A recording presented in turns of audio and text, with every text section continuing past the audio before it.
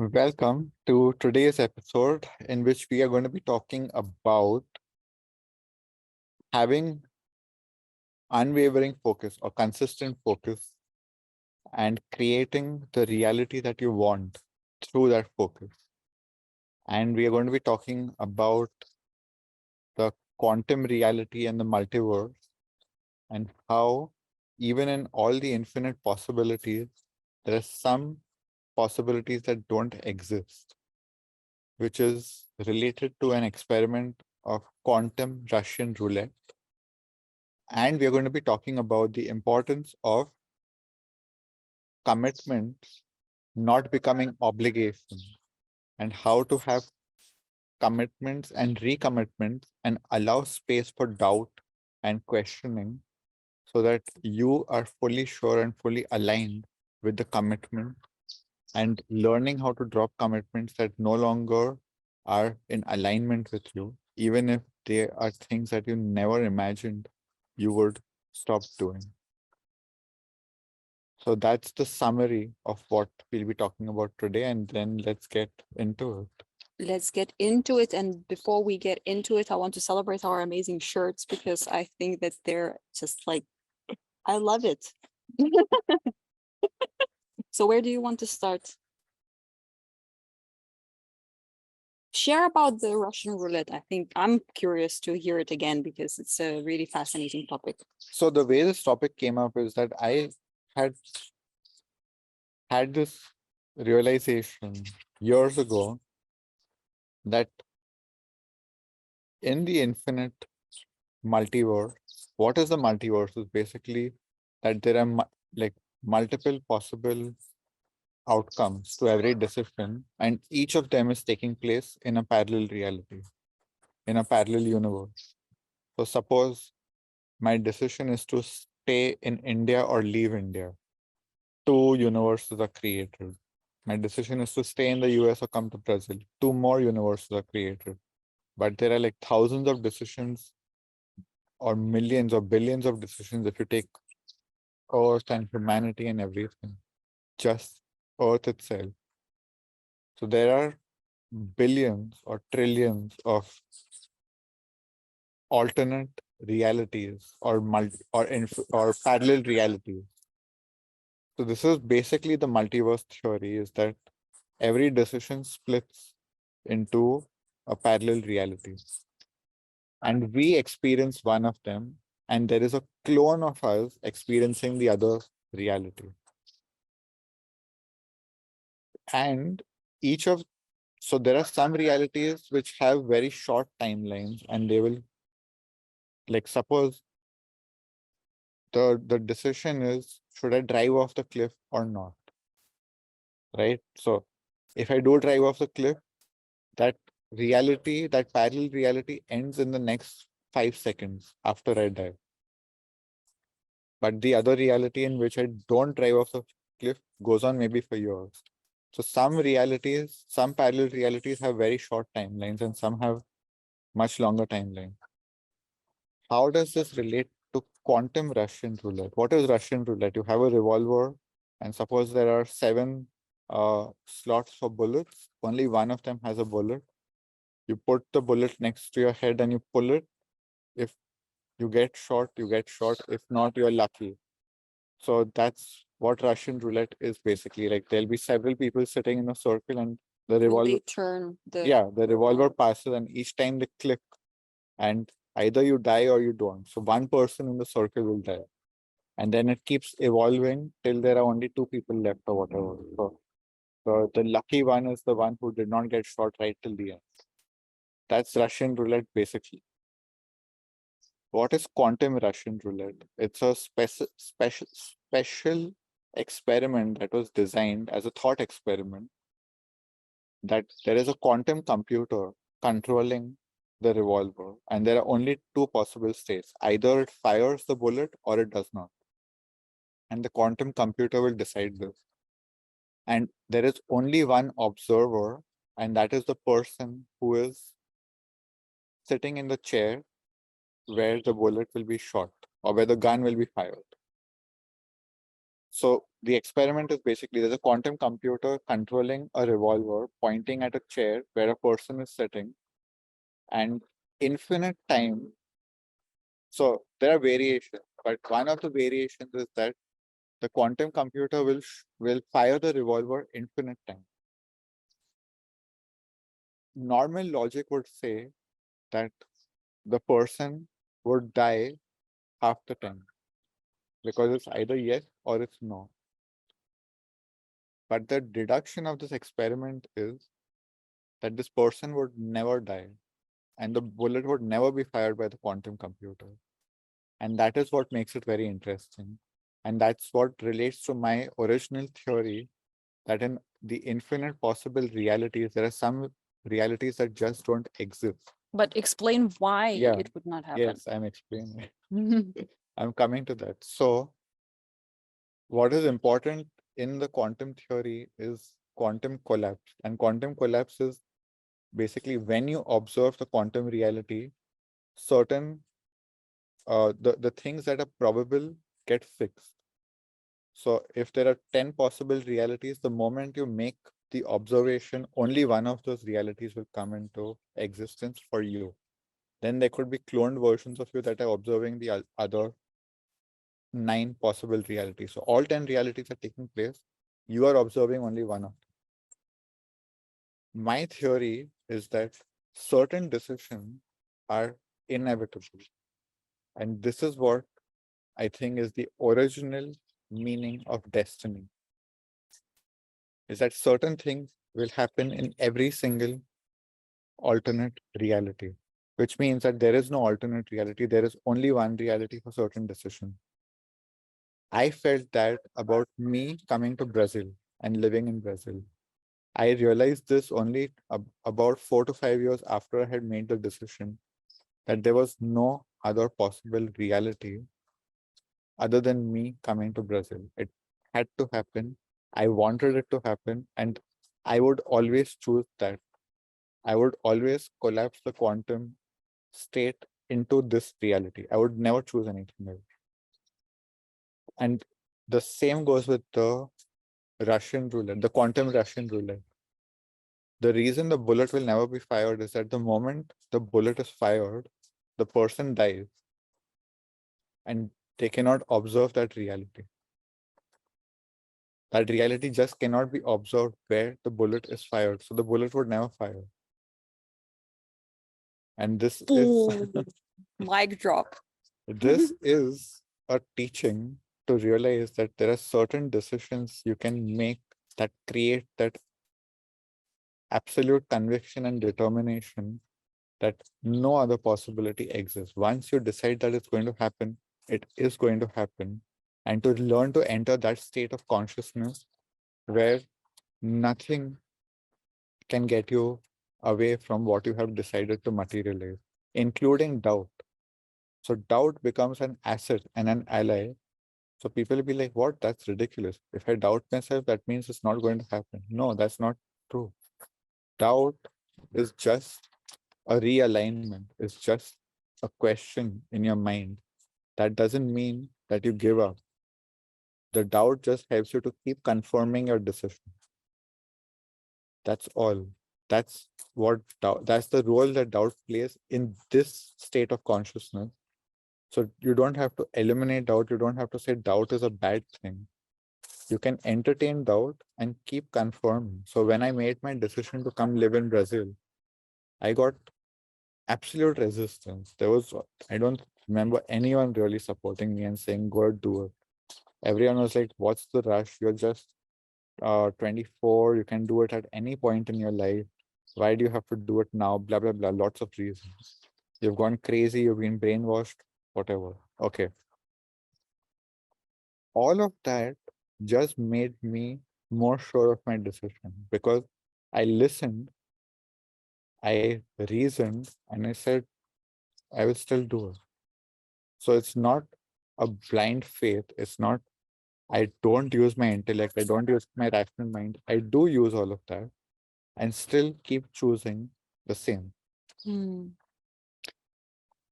Can I now take over? So in my experience, exactly relating to your decision to move to Brazil, I can say the exact same is happening as we speak right now, because I made a decision to settle in Brazil just 4 weeks ago, 5 weeks ago max. And since the last 4 or 5 weeks, I have been questioning this decision, but not from a place of like, I doubt if whether or not I want to live here, but rather, how would my alternative realities look like? How would it be if I didn't come to Brazil? How would it be if I would go back to Europe? How would it be if I would go to Europe for a while? Like, what would actually change in my life, in my reality? Who would I become if that was the case, instead of just staying here and settling here? And every time I had those questions in my mind, I was always reminded that no, this is actually the best choice. This is actually the best reality, the best possible outcome of the decisions that have been made as a sequence. There have been many, many, many decisions made to come to that conclusion, which is not just like, oh, let's book a flight ticket to Brazil. It all started years ago without me even realizing that. And this is a very important thing to realize. Even this particular morning, I had an epiphany of why my mom passed away over 10 years ago, almost 11 years ago. And it was a blessing and a curse at the same time. And there was a part of me that knew that it happened for a reason, for me to wake up, for me to prioritize myself, because she was basically prioritizing everyone else but herself, and she had health concerns that she should have taken care of while she didn't. And because of that, she basically lost her life. And then it was like, okay, I need to change my life and actually prioritize me, because only then I can be of value in the world, and I can also help other people in a much more profound way. Now, this morning, I had another insight that the reason why she died was also to release me from having to stay either in Lithuania itself or close to Lithuania, because I know that my mom would have really wanted me to be close to her. And me moving to Brazil wouldn't have been an option at all. So that alternative reality wouldn't have been even possible, because if she would have stayed alive, I would have been a very different person today. So that's the whole shebang. And then on top of that, the reason why we also wanted to talk about this topic is because a couple of weeks ago, our dogs had a fight, and one of them, we were considering maybe we will have to let go of her, because she, I don't even know how to put it, but sometimes It's not the first time that it's not the first time, and she's a so bit of a, basically initiates some tension between the dogs and stuff like that. well, And she like just to give a little bit more context, I rescued her. I mean, I adopted her after she was rescued, and she had been severely traumatized before the rescue. She had gotten into a lot of fights, and the owners were mistreating her very badly. She was starving, so she has a lot of PTSD. And the PTSD has certain triggers that if she is in a nervous or confined space, or she feels any kind of threat, she goes into this hyper vigilant, aggressive, self-protective mechanism, and she just switches completely. She's a super loving dog that can become completely nasty. And a month or not, almost 2 months ago, probably, she attacked my or our other dog. That was the first time that they fought, and it was because a situation was created where there was a lot of tension. That was not even in my control. It was when I had left my dogs with a sitter, and since then the tension kept rising, and there were a few more minor conflicts until there was one more major conflict on the day that Ruta is talking about, when her her ear got bitten off, a part of it, and it became so I mean, it was very traumatizing for us to have to deal with all of that also, which is why, we were in a lot of shock and having those kinds of thoughts and discussions that this is too much. Like, is it possible for these dogs to live together again or be near each other again? Because I, by like it was not a great decision, but one of the things we tried soon after the fight, after the bleeding stopped, after the ear had kind of gotten to a decent state, we tried to get them together, and again there was a small confrontation and aggression, and that kind of put us both into the mindset that, oh, maybe they cannot be together again. Just one more thing is that these are both female dogs, and they both have entered the state of being women, basically, and grown up adult female dogs. And so they had that tension. And like you said, it was a really traumatizing experience for them, but also even for our third dog and also for ourselves to experience I don't know, a sea of blood and all that stuff.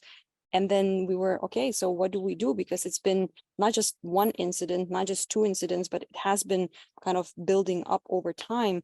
And we felt like maybe it's just not possible to remain a family of five anymore. And maybe there is a need to do something about it and somehow separate these dogs um, permanently, in a sense, where they will not have the ability to spend time together anymore.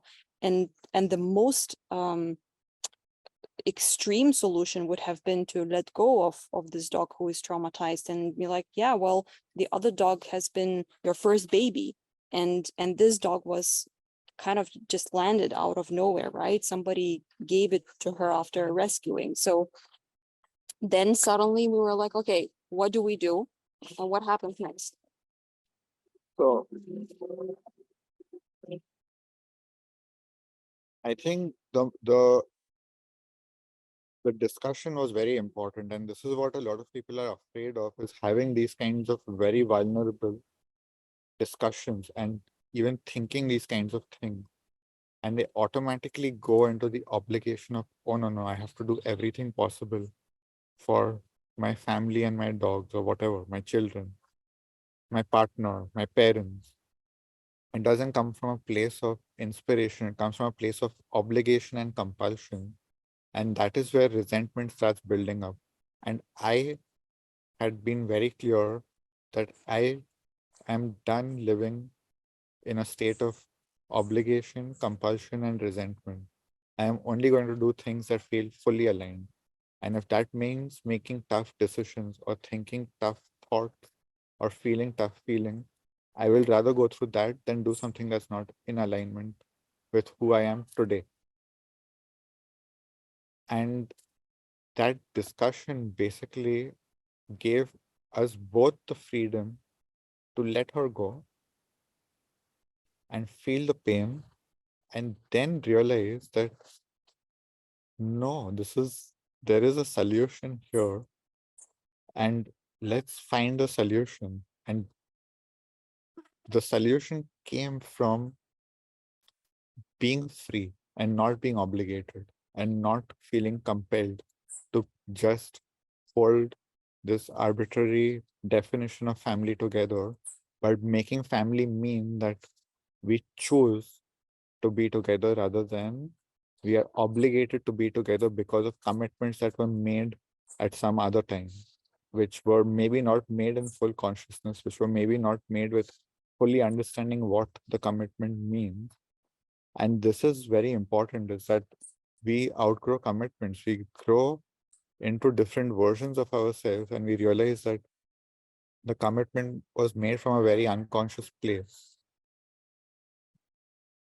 At the same time, there is a way to make commitments from a superconscious place where you still don't realize the full extent of the commitment that you're making, but you are fully conscious and you choose to take all the lessons that come along the way.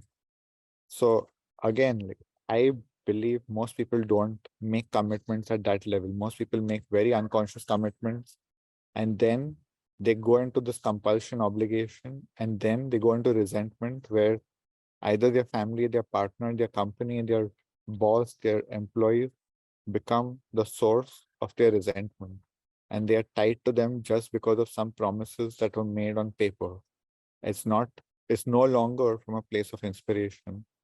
And that part is on you. It's not on anyone outside you. You can recommit to the same people from a place of inspiration by letting go the obligation, by letting go the compulsion, and letting go how you're supposed to behave. We, in the example of the dog, would be supposed to behave in a certain way, which we chose not to. And we said, okay, if we have to let her go, we let her go. And then we got to recommit from a place of inspiration where we realized what is really happening is that there is the alpha energy had become a bit dormant in the house, because earlier I used to be the only one with the three of them, and I was established as the alpha. And when Ruta came in, she came with this super loving energy, and I started questioning that maybe I'm being toxic, maybe I'm being too alpha, too macho, and I have to be more loving and open my heart and be more soft and gentle. And that is where the energy started shifting in the house. And what happens when that energy shifts is that they need to establish the alpha between themselves. And that was a very powerful realization, which we had very quickly also, is that we need to be the alphas and we need to set the boundaries. And once we do that, everything will fall in place. And it's been over 2 weeks now. And you have seen them walking around in the background, and everything is great. They are They getting, even sleep together yeah, nowadays and being super cute and licking each other's noses and stuff like that, which is really awesome. And it was a huge opportunity for me to also step up and be like, oh, okay, it's one thing to be super loving and sweet and just give a lot of unconditional love to these dogs and being that person because I am that person. But at the same time, it gave me the opportunity to grow more. um I would call it the masculine energy within myself to be like, no, it's also about setting clear boundaries and also standing up for myself and for the house and for us and for how we want to establish the household and what kind of energy we want to allow and cultivate in the household. And um in the beginning it wasn't the most comfortable for me because first of all I've never had dogs. I never lived with dogs in the house, so it was kind of a new experience for me to really start basically setting up this new hierarchy of who's the boss in the house. So you have known already how to do that, and for well, me it I was like, trained. I yeah. never knew, because even for me it was new. And Hmm. I got training. I hired someone who taught me that whatever is happening with the dogs is a reflection of the humans. And that was where the insights came from in on that day, was that after the shock and the trauma, we moved through it and we felt the grief and we made those choices. Then it was a realization that, oh, wait, it's us. Something has shifted in the energy. And I started remembering the training I had received. And I was like, oh, this is what is happening. We are not being alphas. Right. And this is a great also illustration of how everything in your life is a reflection of what's going on internally. And whether that's results in your business or in your career, whether that's how healthy are your relationships with the people you love, either that's what kind of habits you have, how you treat your body, for example, all of that is a reflection of how you cultivate a relationship with yourself. So in my case specifically, it was a clear mirror reflection to me that, oh, maybe I should actually stand up a little bit more and be more firm with my energy. And sure, it doesn't mean that I'm not loving anymore. It simply means that there is a container to protect that love. And that's the difference. And I think it's a great also loop now to come back to the whole quantum collapse, Mm. where all of the conversation that we've had so far, this is why it's not possible that we wouldn't have this family of five. it's not possible that we wouldn't have all three dogs all together living with us. Why? Because it's a choice. And yes, unwavering focus is a part of that. And at the same time, we have chosen that so intentionally that it's impossible for that potential in the quantum field to collapse, to happen, to live that way. Just like it wasn't possible for you to not live in Brazil, just like it wasn't possible for me to go back to Europe, for example, because it's just like that's the reality that we're choosing, and there's no way we're going back or kind of backfiring somehow. So yeah. And I think this is where, the biggest lesson the is that when you make commitments at that level, then everything becomes a lesson for growth, and to realize that whatever is happening is to teach us something that is missing, something that needs to be healed or developed to go to that next level where you're moving towards that commitment and higher levels of that commitment. So in that moment, that recommitment was very important, and that doubt was very important, and letting go that obligation was very important to go to the next level where we can come and live in a place that's fully inspired, and the choice is inspired and not obligated. And that whole day was about, basically was about us really becoming a union, a family, a partnership that was going to be not just uh, an unconscious commitment, but a super conscious commitment. And I just want to add exactly on that union topic that when I shared some content on the topic of moving on quickly, because I am a person who makes decisions quickly when it comes to some big stuff. So moving countries, for example, this is my 7th country to live in so far, or when I decided to quit my corporate career within like 2 days, I sent out the resignation without really having a plan B. Not really, I actually didn't have a plan B and intentionally didn't want to have one, so that I push myself to make it happen no matter what. And some people were saying like, but then you're not as committing. So if you are in a relationship, what if you just keep on moving on? And the thing is that you need to be so crystal clear of what you want and what your standards are, that you are not going to settle down for less. So in our case, this whole establishment and committing to each other and as a family and as a union, that was extremely intentional and extremely coming from a place of love and unconditional love, and choosing that and knowing that it's going to be not easy at times. It's going to suck sometimes, and it's going to be challenging quite a lot in the future at some point. But that's not the point. The point is that that is the reality that we're choosing.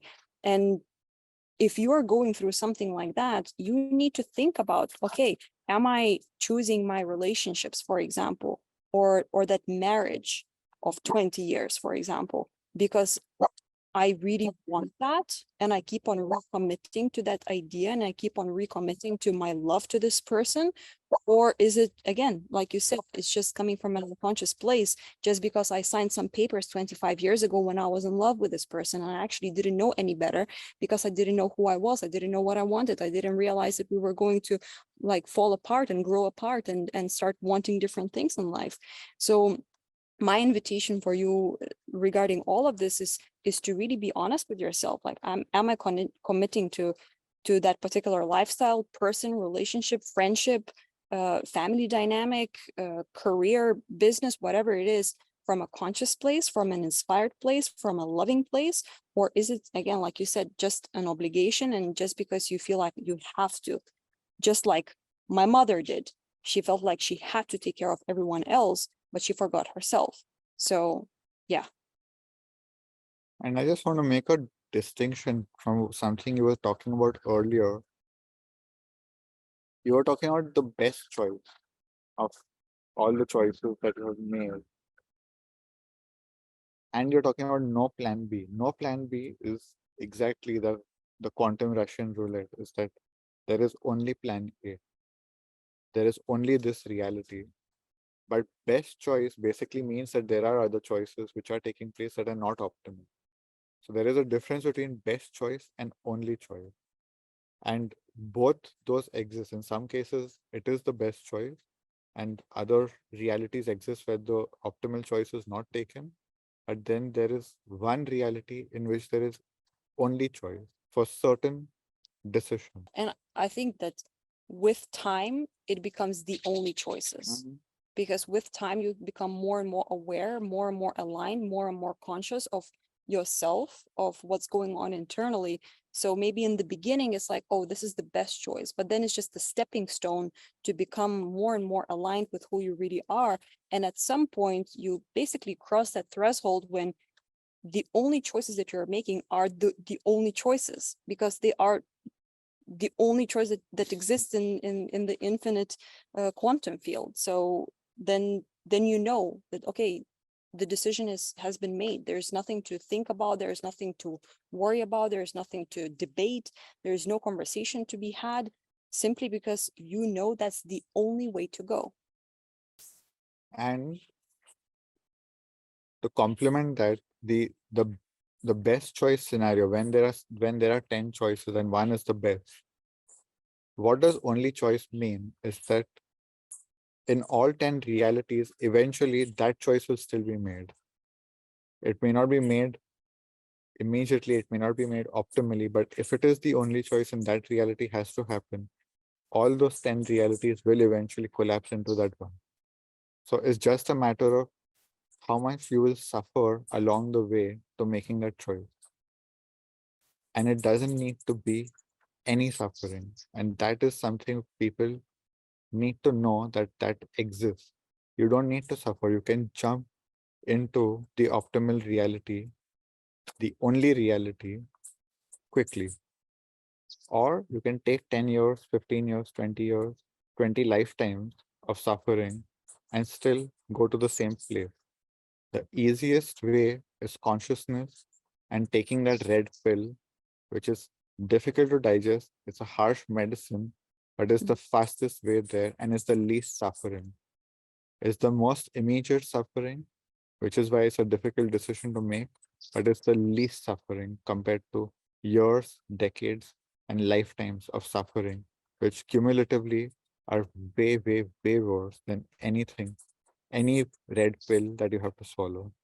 Yeah, and it's the only reason why it's really instantly painful is because we are not creatures of change by default. Usually we're very comfortable in things just going the same way and recreating the same reality over and over again. So why is it painful? It's because you're Can I answer basically this? putting yourself. Why is it painful? Because your ego is dying. The Mm. exact thing that is stuck in this reality is dying, is actually dying. And it's physically painful, but that death is important because you once it dies and once the death is complete, which is quick, sometimes it's a matter of seconds, sometimes it's a matter of minutes, and sometimes, and if it's a very uh strongly crystallized ego, it can take a few days, but that's it. If it's a very strong ego program, it can take a few days, but in that you're done and you move. But what is the pain you're experiencing is your beliefs dying, your habits dying, your attachments dying, and that's it. None of that is actually you.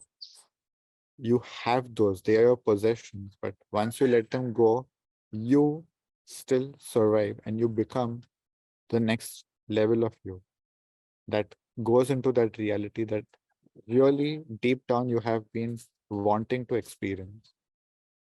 I absolutely love this conversation, specifically also because I have a hashtag on my creator mode on LinkedIn which says quantum physics. Mm. And for the first time ever, somebody reached out to me saying how quantum physics has anything to do with what you're talking about. And bam, here we go. That's the video for you. And I think to close, we want to share that we are finally launching the thing that we've been talking about for quite some time. It's the first co-coaching experience.